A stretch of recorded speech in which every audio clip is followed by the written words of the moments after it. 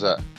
Okay, it's coming up right It's now. coming out. There you go. There he is. What's up, boys? Hey, how How's it you going, man? guys doing? How you doing? It's good seeing you I'm again, good, man. mate. It's good Yeah, seeing you you again. too, brother. You too. Yeah, I'm all good, mate. I'm all good. I'm just sitting out by the pool.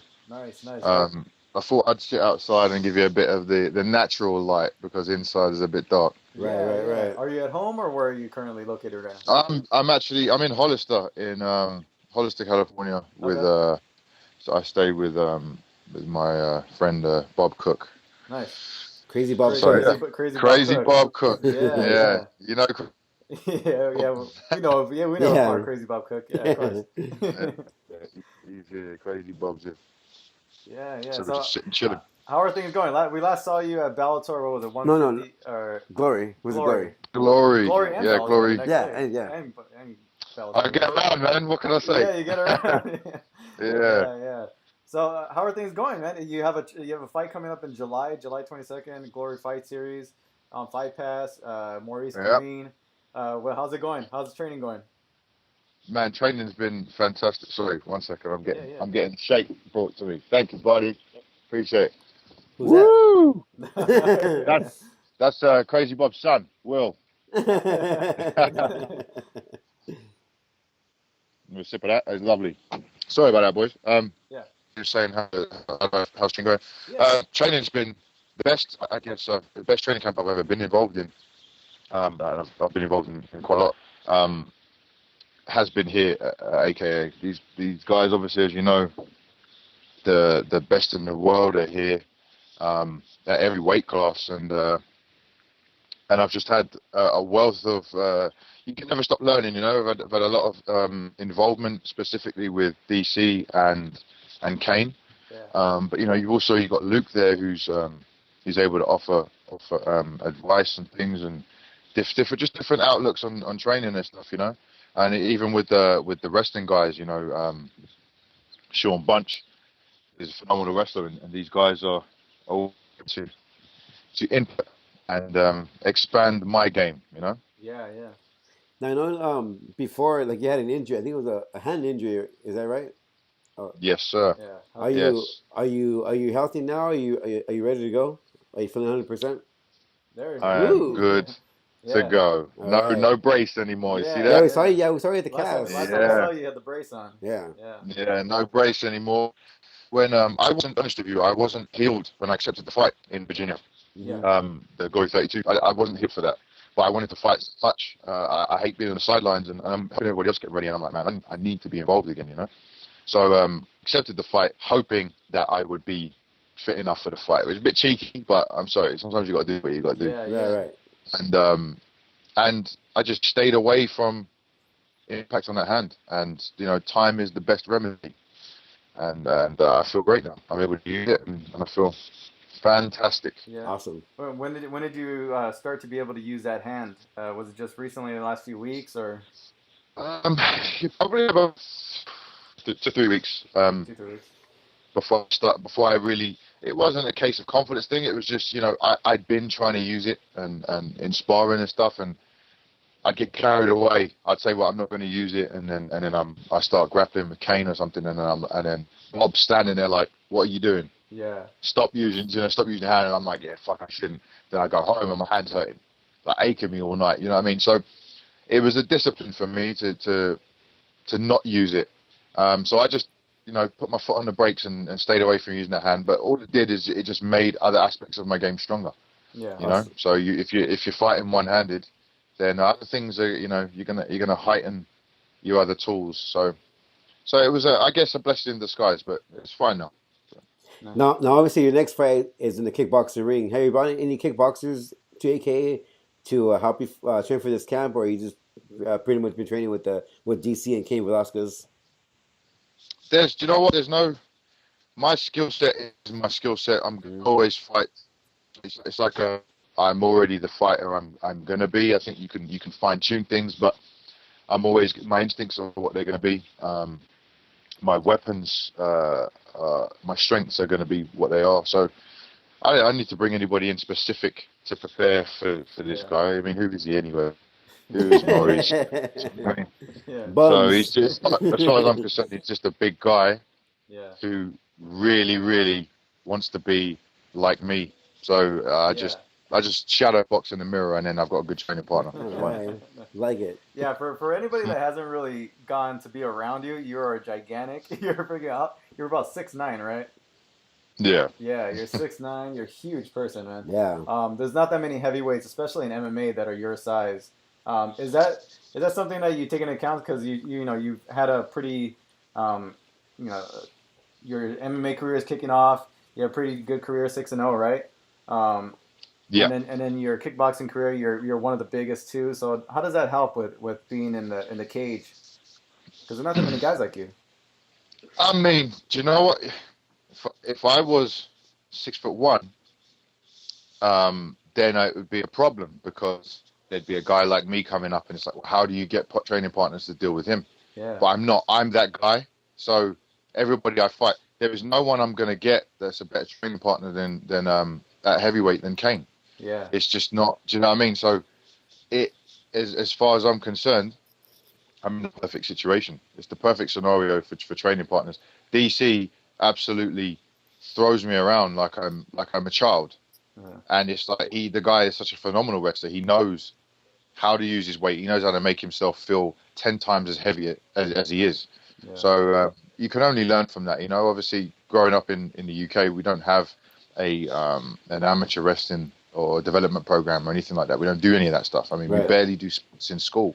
So I'm going to be behind a lot of people here, but then I've had my whole career focusing on striking, so I'm going to be ahead at the same time, you know. Yeah, so it's about finding ways to cancel that out. But what people don't know is I have pretty good knowledge of wrestling and grappling, submission wrestling. So yeah, I'm not starting from zero when it comes to MMA, you know. Yeah. Awesome. Speaking of DC, he has obviously a big fight coming up at UFC 200 against Jon Jones. Your thoughts on that rematch, and do you feel like DC is a different fighter coming into this fight? The first fight was it was different because I didn't know DC, I didn't know Jon. I had no involvement with either of these men. So when I watched that fight, it was just kind of like just a fight you wanted to watch because these two had a fight in the MGM. Right. It was like these two, the number one, number two guy. Everyone wants to see that. But and I was just actually discussing this with someone yesterday. It's different for me now because I didn't know Daniel in the first fight, and now I've known him. And originally I came out here, the plan was to be here for 6 weeks. And I said I'll stay here for 6 weeks, which was the time he had left for his camp. And he got injured. So I agreed to stay on through the injury. And so now, and you know, it's been 4 months now I've been out here. So I just said, you know, you wouldn't do that just for somebody you don't know. So obviously it's the relationship has become a lot more personal. Right. You know, I spend time around DC's house. You know, I hang out with his kids, his family. I've met all of the family. Been to Louisiana, so it's more. It's a much more personal relationship we have now. We're more like brothers than we are training partners. You know, so my respect is there, and I wouldn't just offer to hang around, put my life on hold for 4 months. Yeah. To help somebody, but you know, I see that he is a good man, and people could take him the wrong way and whatever, but who doesn't talk shit as a man? Who doesn't play pranks? Who doesn't do all that stuff? You know. Yeah. And I think the fact that I had a run-in with Jon Jones, and I see how much of an unlikable character he is, that inspired the decision as well. You know. Yeah. So, he's enough about Jon. Wait, so what happened with are you okay with kind of sharing the story with what happened with you and Jon Jones? Or the run-in you had? He still talk. This is the thing, right? Jon Jones doesn't know me. Yeah. He doesn't need to even be talking about me. He doesn't need to interact with me. It's like DC, you know, be interacting with one of Jones's training partners and calling him a punk and all that. Why? There's no need. When I'm not here. What? So you're bitter or you're insecure that he's got somebody bigger than you coming over to help him, bigger and better looking. Is that what it is? Might not have as much money, but I'm definitely better in the looks department. So so I don't know. Do you know what I mean? I'm everyone that knows me. I talk a lot of shit because I like to entertain. I enjoy it, but I'm a very respectful person. I don't cross the line. You know, I don't talk personal stuff with people and stuff like that. Jon Jones is a classless man. Honestly, I can sit here and say this, and then you could talk to him, and he'd say this, and you'd believe him because he's a very good liar. He's a very, very good liar. And from that day that we sort of ran into each other a couple of times, it was almost impressive to see how fake the guy was. Yeah. You know, how capable he is of manipulating a series of events and making himself seem like the squeaky clean victim. Yeah. Believe me, if you spent 10 minutes with the guy, you'd see he's full of shit. Yeah. On camera, he's one thing. Off camera, he's another thing. I don't like people like that, you know. Right. I don't know what world he lives in. I think he thinks that I should be scared of him or intimidated of him because he's Jon Jones, the what is he, 6-time, 7-time UFC champ, whatever. Yeah. But I'm a man before I'm an athlete. The athlete could be like, okay, you've got better accomplishments than me. But as a man, it's like, what am I supposed to do? Am I supposed to be afraid of you as a man? We're not in a cage or a ring, so don't talk to me like I'm like I'm beneath you. Do you know what I mean? Exactly. Yeah. Exactly. So I'll always stand up for that. And if he was doing it to somebody else and they weren't defending themselves, I'd step in and defend them because I don't like bullies. He's a bully. Yeah. Well, he's an attempted bully because he can't bully me, but he tries to do that, you know. And I don't like that. That's the extent of it. I just don't like. I don't like what I saw. I don't like what I hear. And if you watch or listen to some of his interviews, like he did a media scrum yesterday, or the day before, and I was watching it, and it was like he appears like a decent man, but then you go and listen to him on a podcast with Matt Serra, and it's two different people. Yeah. Because he's not on camera, he can't be seen. He doesn't realize he's actually letting his character out on the podcast. Yeah. So he thinks he's safe because you can't see him, but he's actually letting his real character out. So he starts contradicting himself. There's inconsistency there. Yeah. So that just to me shows a very insecure young man who hasn't learned from his mistakes and will continue to down the path that he's going on. You know. Yeah. What would you make of Cormier coming into this training camp? How does he look to you? How does he feel? What's new and what's he going to bring to this next fight that you feel is going to just change the circumstances, the outcome for him? Aside from yourself, because he brought you. Well, yeah, obviously it's going to win for me. No, in all honesty, the spirits have been incredible. I'm not gonna say I've been here just over 4 months, and it's always been. There's never been a dip in morale or momentum. You know, even when he got injured, it was like, damn it.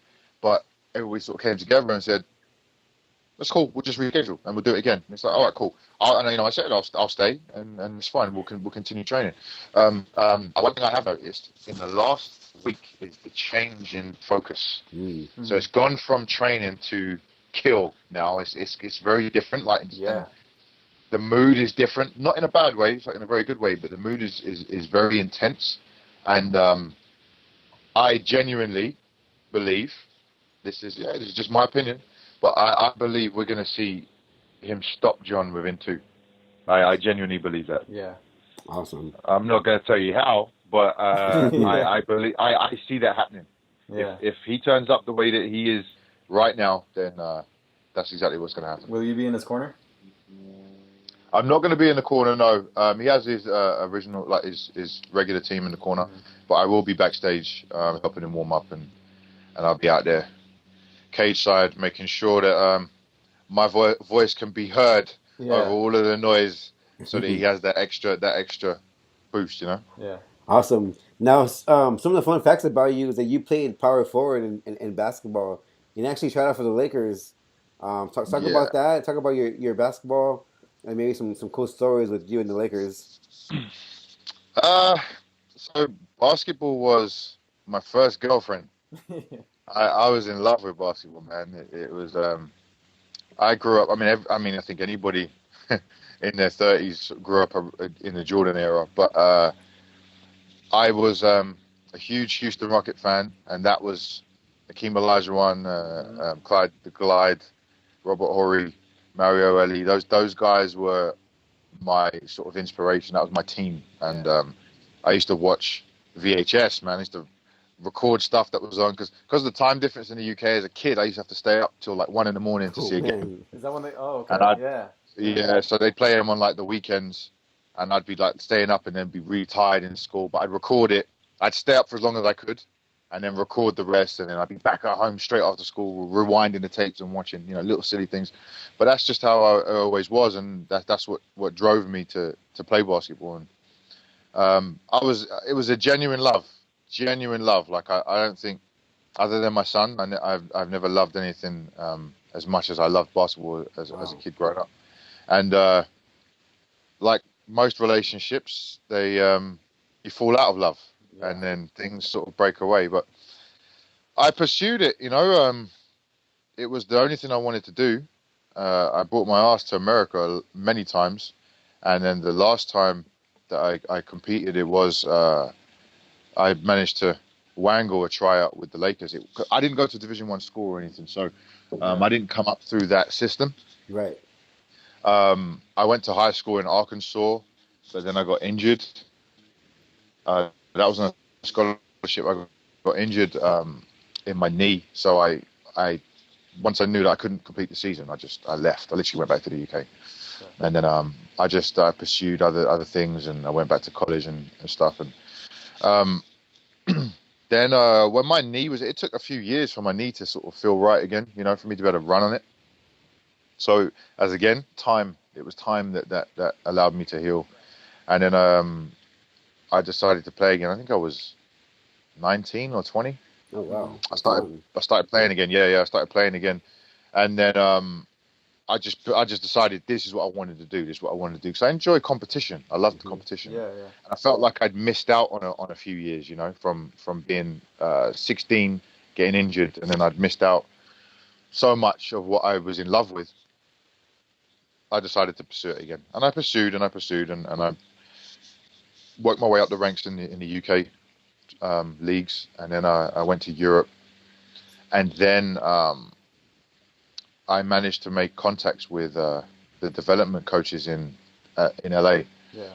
And those guys were like, yeah, if you're ever in kind of that little small talk, yeah, if you're ever in town, just give us a shout. So I saved up the money because I needed money to survive me for the 3 months that my visa waiver would allow me to be in the US. Yeah. For accommodation and general living. So I got the flight and I flew out and I said, right, this is what I'm going to do. And I turned up. I actually turned up to the training center. And I waited. I think I was there like 2 days. It was 2 or 3 days that I was there before I was actually able to get in there. And wow. yeah, it was like not camped outside. Like I would stay there during the hours that they were there. Yeah. And then I'd leave and go back and find somewhere I'd go. There was like if it was LA Fitness or one of these kind of gyms where I would go in the evening and I'd play, Yeah. But I'd go back and then I saw the guy that I originally met. You kind of get used as a training partner, I guess with sparring, the people, you got to be a punch bag for someone. That's kind of like where it was. But then they didn't expect the punch bag to punch back. It was kind of that scenario. So I was hungry, I wasn't going there just to be in the presence of Kobe Bryant or Lamar Odom at the time. That wasn't my goal. My goal was to be wearing a purple and yellow jersey. That was it. That was a dream. It's like, man, I could be a Laker. As much as Houston is my team, everyone wants to be a Laker. Yeah, everyone wants to be a Laker. As far as Yeah. So it was like a dream for me, and the dream just it got crushed. It's so political that it didn't matter how good I was on the court against these elite guys. And let me just, to anybody that has a dream of doing anything, you can watch people on TV and think they're incredible, but lighting angles, smoke and mirrors, they will make people look magnificent. And then you actually compete them, you realize actually you are on the same level. So I think you need that vision. Everybody is so much better because it allows you to train with so much more focus and determination. Yeah. When you get there, you realize, hang on a minute, I'm actually as good or if not better than you. Yet we measure the success by their money and how much they're making and what they're driving and their comfort of their life, you know. But I learned fast that I was on the level of all of those guys. Not necessarily athletically or scoring ability, but my awareness of the game. I understood the game, and my decision making. Obviously, I could score, I could play defense, but it was just as a player that fit into the program, I was more than competent, and politics didn't allow me to fit anymore. So I took myself out of it in time for me to pursue something else. Awesome. Nice. Well, you must be happy the Lakers are doing so horrible now. Hey, do you know what? I would love to just I still would love to don a jersey. I don't think I'd want to play too much. Just put me on for 10 seconds just to say that I did it. Yeah. That would be a childhood dream. That'd be me accomplishing a dream for the child that never got it. In me.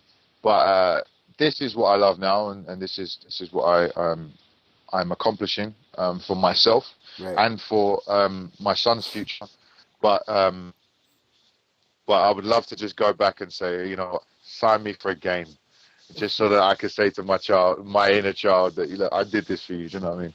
Yeah. And you had been training in martial arts a few years before you stopped playing basketball, correct? Right? So that's when you kind of stopped playing basketball and you transitioned into kickboxing and the martial arts. It was kind of like an easy one for you because you had already been training, right? Yeah. Do you know the biggest thing about the crossover was it's not like with basketball. A good fighter has good footwork. And with basketball, if you're a good defensive player, which I was, it's about footwork and positioning. Yeah. So it translated over really easily. Like there was never any, what am I doing? There was never any clumsy lead-footedness, you know?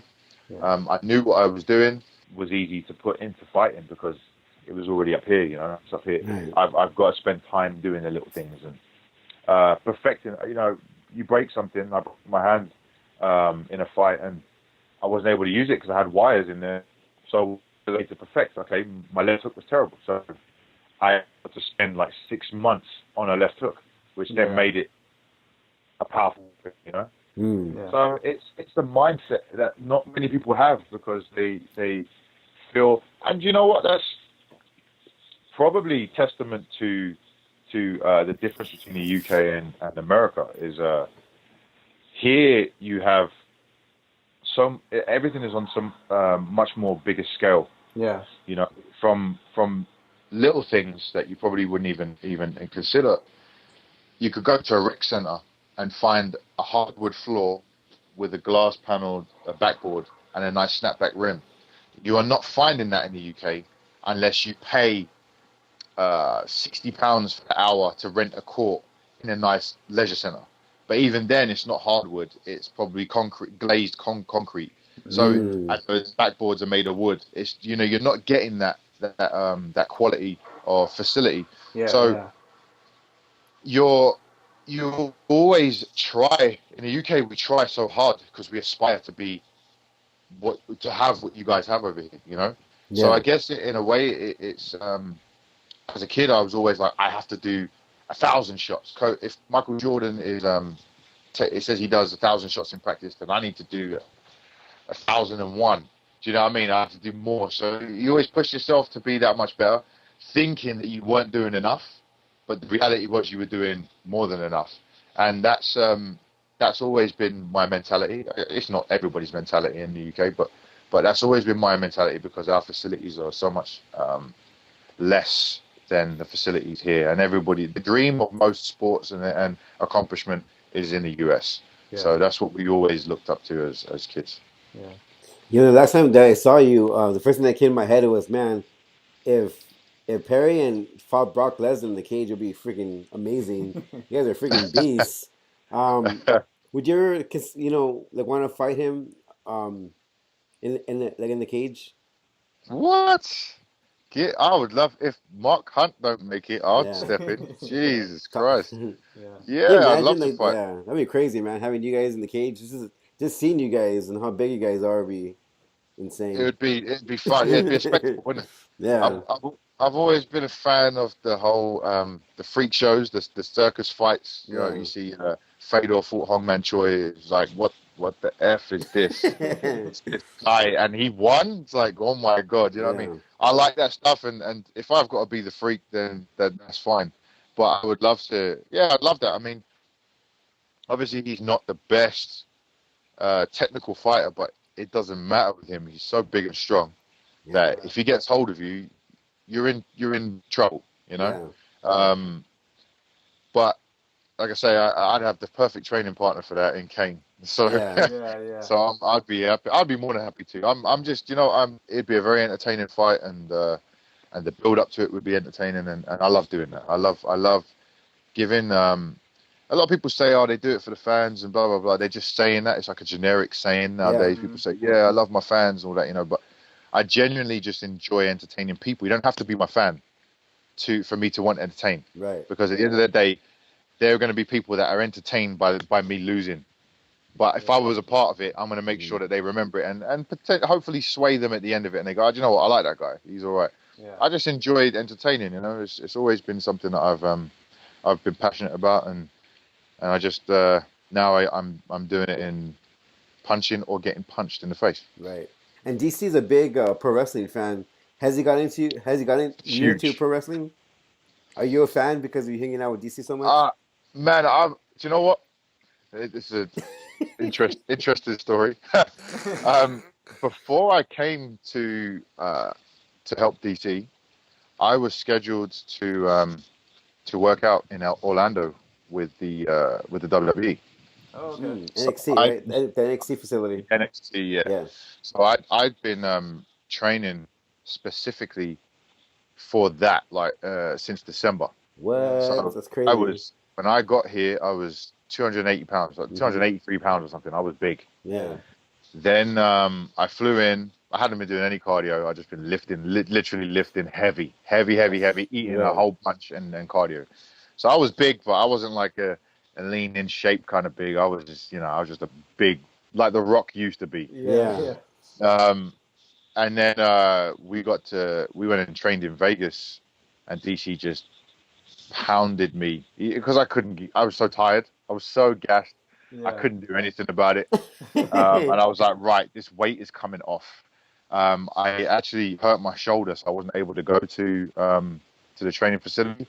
I was still able, like anything to do with lifting and stuff like that was just a problem for me. So I had to pull out of that, unfortunately. But I was a big Attitude Era wrestling fan. As a kid growing up, obviously the Bret Hart era, Ooh. Yeah. Tatanka, Crush, Yeah. Doink Clown, all of those Yeah. guys. Yeah. That I used to enjoy that, but I really was into it in the Attitude Era, and I lost interest when just shortly after WCW got purchased and Mm. they did the Okay. whole draft thing. Yeah. So what's Yeah. that I like think everyone. 2004 or Right. something like that? It was like, yeah. So then I kind of lost interest because The Rock left. So The Yeah. Rock was my guy. The Nation of Domination, all of that, Yeah. yeah, there you go, there you go. Yeah. So that was all my interest. But then after that, Yeah. there's guys in WWE now I have no idea who they are. Like Yeah. DC, watching it, we're sitting there watching it, and I'm like, I have no idea this is. And I just think some of the gimmicks, it's like too PG now. Like Yeah. Yeah. it's too like clean and Hmm. silly, colorful. You know what I Yeah. mean? It's just Yeah. it's just it's I can see why, but I just don't feel that gritty. The Rock versus Triple H with the hammer, and the Iron Man matches and all that stuff. Yeah. It's just not the same. Hell in a Cell. It's not the same. It doesn't Yeah. have that Yeah. same feel. Right. Taker versus Triple H. or when the Rock, Stone Cold, Triple H had the triple threat, it was like, Mm. oh my God, this is the best thing ever. Yeah. Like, do you know what I mean? It was real. Triple H had long hair. He wasn't Yeah. bald. It was It's funny, man. it was They- weird because I met Triple H in December. Oh wow. When in London they were doing an NXT event and I was invited. Oh, That's that's how right, I got invited to the thing. And I was there and I meet Triple H backstage and I'm like, oh my God, this is Triple H. You don't look the same. What happened? You know what I mean? Yeah. I was with Triple H, but I wasn't with Triple H. It's like Yeah. the game that I know and loved it wasn't him. Yeah. But I don't know. Yeah, I just even the Rock's bald and that. I remember the Rock with hair. Yeah. Stone Cold was the bald one. Yeah. Goldberg was the bald one. Right. Yeah. It's just this all changed too much for me. I don't like it. The child in me doesn't like it. With the Rock, the hair started to go further back as the years went on. Yeah, but that was then he should have got some plugs or something because that was the fact that he had such nice hair Yeah. and the sideburns was his thing. Yeah. And now if you think about it, he has turned into Stone Cold. Yeah. Yeah. Right, for sure. He's got the goatee Yeah. and he's bald. He's Yeah. Stone Cold now. Yeah. So for me, it got ruined. But if I ever met The Rock, that would still be a moment of like I think I'd be more excited to meet The Rock than I would Michael Jordan. Right. Yeah. I think just because of he's an entertainer. Right. There's an entertainment factor that I'm drawn to. Like I was always sort of, wow, look how he can stand on the ropes and people are just the cameras. Bah, bah, bah, bah, bah, bah, bah, that's entertainment. Yeah, Jordan, the cameras will go off when he's taking a game-winning shots. That's one moment in the game. Do you know what I mean? So yeah, for the entertainment factor, I think the Rock has got that game sewn. Josh and I were watching Chris Benoit versus Triple H right before he got on with you. Oh yeah, you watching that tonight? Yeah, it was like SmackDown Benoit. 2000. Yeah. Benoit was the man. Yeah. I remember because every time in that era there was always an accompanying game. SmackDown would come out, or on PlayStation or PlayStation 2. Yeah. And those games are so addictive. I remember. Now I play video games. I'll play Call of Duty most of the time, and it went from a phase of me screaming at the TV to now I'm just like I don't care if I die. Like I cared about my KD ratio, and now I'm just like whatever. But back then games were so passionate. Dude, somebody WCW versus NWO was a game. What on the 64? Yeah, 64. Yeah. What? Now we're was a talking. game. That was the best. That was the best but wrestling game. then that was. But then they brought out No Mercy, which was the WWE version, and that was the same format, wasn't it? You used to have to hold B to do a hard grapple. Or man, I love that game. You used to have to wiggle the stick to get the special. You remember? Man, those games. What's happened now? Games. I played SmackDown with DC like close to the time that I got here, and I was like, man, it was a SmackDown. It was 2K, WWE 2K or whatever. It's very difficult. And I was like, it's man, hard, this is not the same. Yeah. This isn't the same. It doesn't have the same feel. That and the struggle to get it working, like blowing on the cartridge and then put it down. That was all part of it, right? Yeah, that was all part of it. The struggle was as good.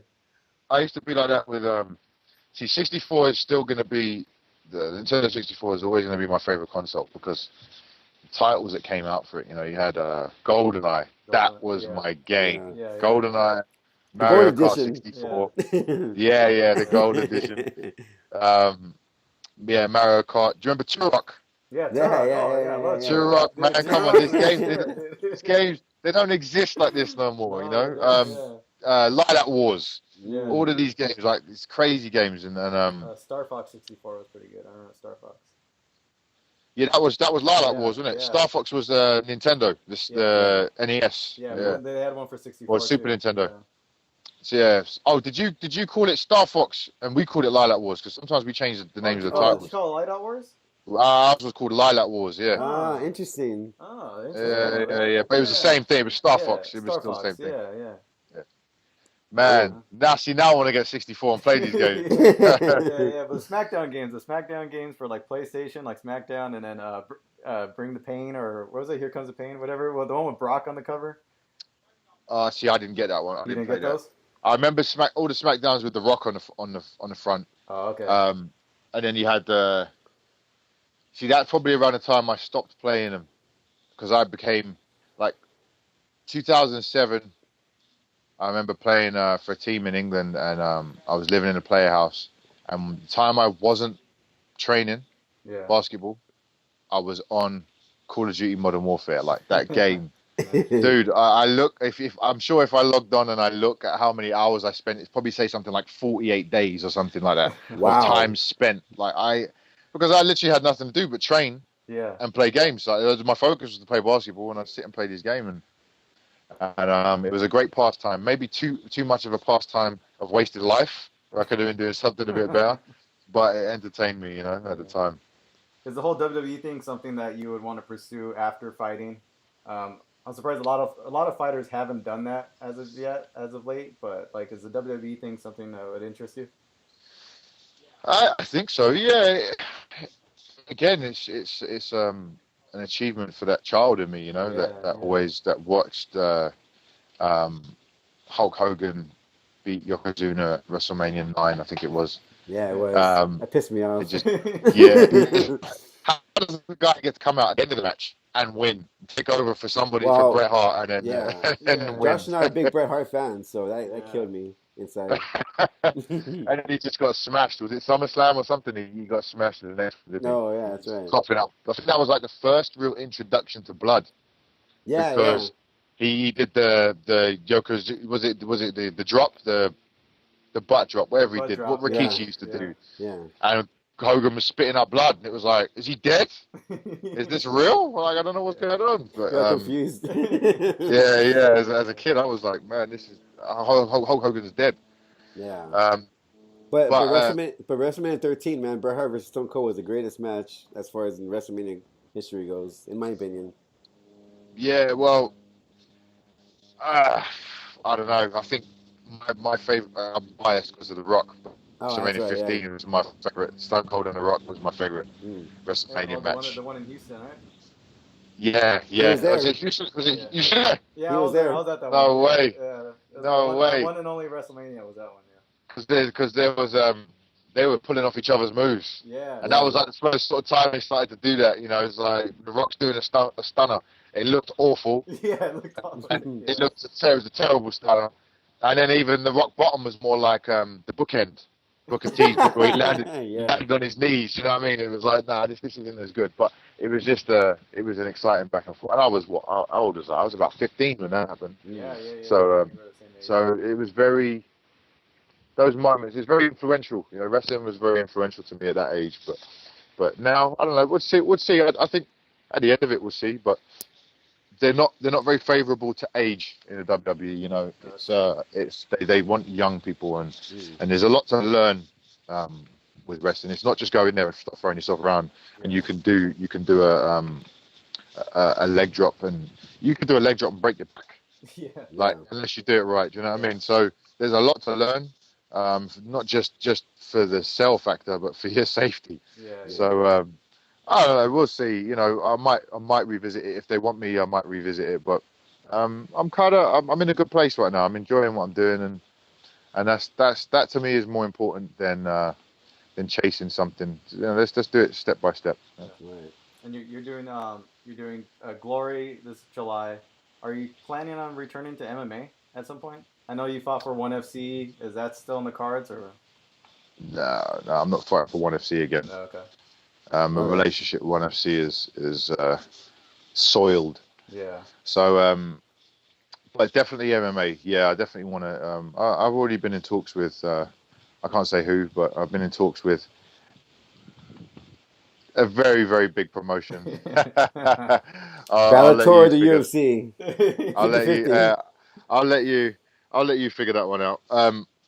But there's talks there. But right now my focus is getting some more Glory fights on my belt. I really want to fight for that title, and I understand that rankings don't really matter.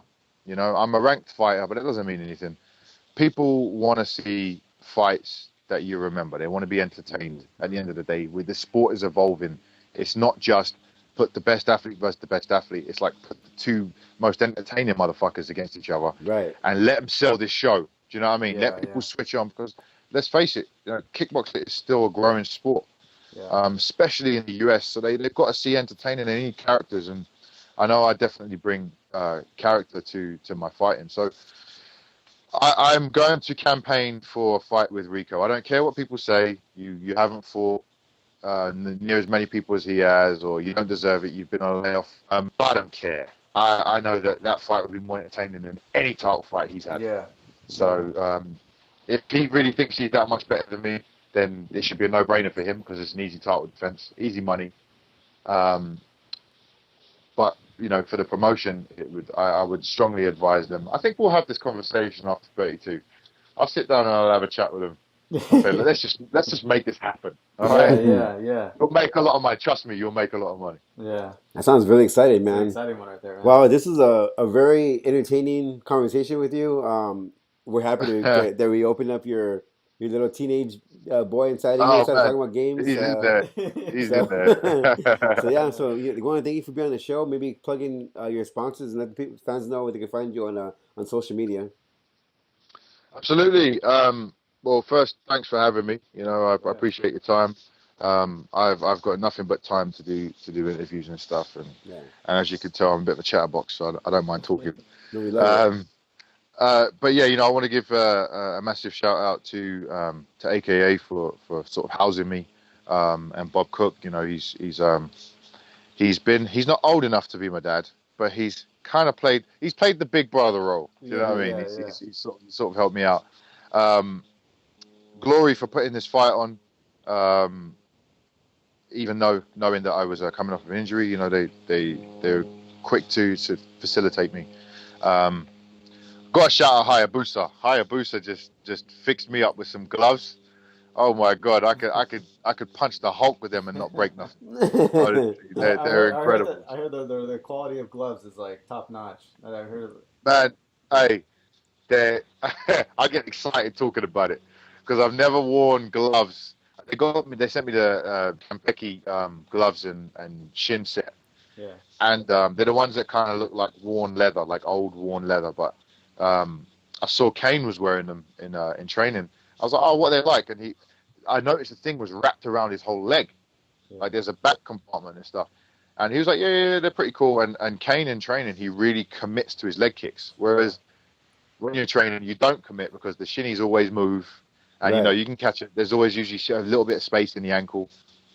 Man, I put those things on. And obviously because of how big I am, these things are huge. Yeah. And, man, I could commit to kicking and not worry about nothing. I could really let it go. My hands, I mean, at first they feel like you're holding those, those toys, those Hulk hands. Yeah. Those big It feels like you're holding one of those. Yeah. But you can really let your hands go.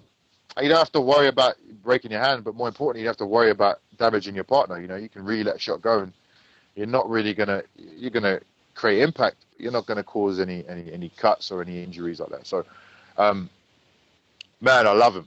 Absolutely love them. I'm afraid to use them too much because I don't want to break them. I'm like, no, I don't want to ruin these. I want to almost keep them, in perfect condition. They're that good. Right. So, I'd advise anybody to use those. I think they're quite expensive, but they're worth it. They're hella worth it. Mm-hmm. They're hella worth it.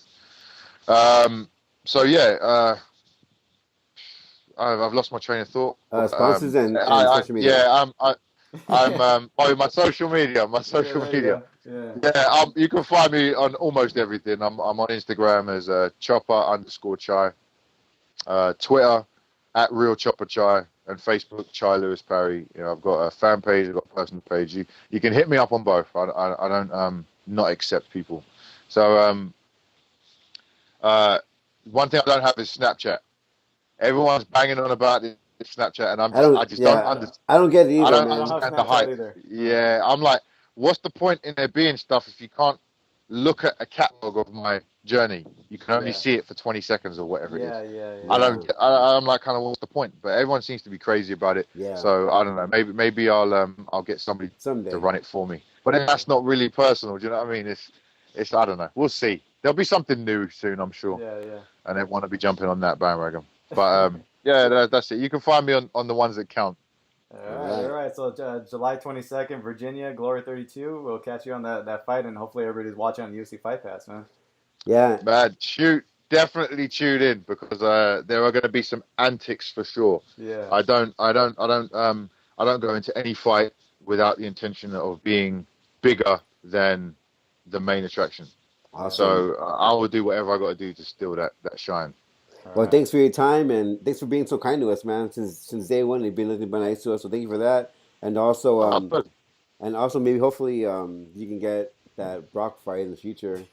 And maybe like when you get that contract as far as your next MMA promotion, you can come on our show and kind of break the news over here. absolutely, absolutely. It's gonna be a little while because Okay. like I said, I'm just getting my feet wet again with Glory. Yeah. But it's gonna be big. I promise you that. All It's right. gonna be big. All right, man. All right, brother. You take care, man. Guys, thanks for having me. So All I right. really appreciate it. All right, man. Thank you. Take care. All right.